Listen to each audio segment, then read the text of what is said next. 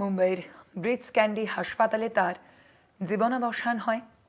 ৯২ বছর বয়সে জীবনাবসান হয় সঙ্গীত শিল্পীর। তার এই যাওয়া নিয়ে অভিনেতা প্রসেনজিৎ চট্টোপাধ্যায় কি বলেছেন শোনাবো। আশাজির সঙ্গে আমার ব্যক্তিগত অসম্ভব ভালো সম্পর্ক ছিল এবং আমার পরিচালনায় একটি ছবি করেছিলাম আমি, পুরুষোত্তম, যেখানে আরডি বর্মন মিউজিক করেছিলেন। আশাজি প্রচুর গান আমাদের বাংলায় গেয়েছেন, সেটা ছোটবেলার থেকে শুনেছি।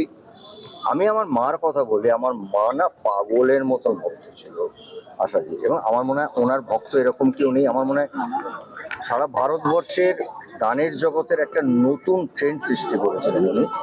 ওনার প্রতিটি গান, সেটা বাংলায় বলি হিন্দিতে বলি, সেটা এখনো আমরা গাই। এবং আশা ভোসলের গান না একটা দূর থেকে শুনলেও বোঝা যেত ওনার একটা প্যাটার্ন ছিল। এবং আশাজির মতন একজন শিল্পী, একজন মানুষ, আমি ওনাকে ব্যক্তিগতভাবে চিনতাম, কারণ আমার ছবিতে, পরিচালনার ছবিতে উনি গান গাইতে এসেছিলেন। ওটা আমার কাছে একটা স্বপ্নের মতন।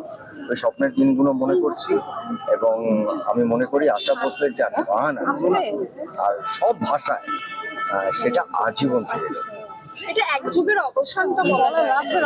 নিশ্চয়, মানে এরা লতাজি আশাজি হচ্ছিলেন গানের দুটো নাম, তো দিক, এবং তারা অভিনয়ের থেকে শুরু করেছেন, সেখান থেকে শেষে একেবারে আজকের প্রজন্মের সঙ্গেও গান গেয়েছেন। এটা ইতিহাস।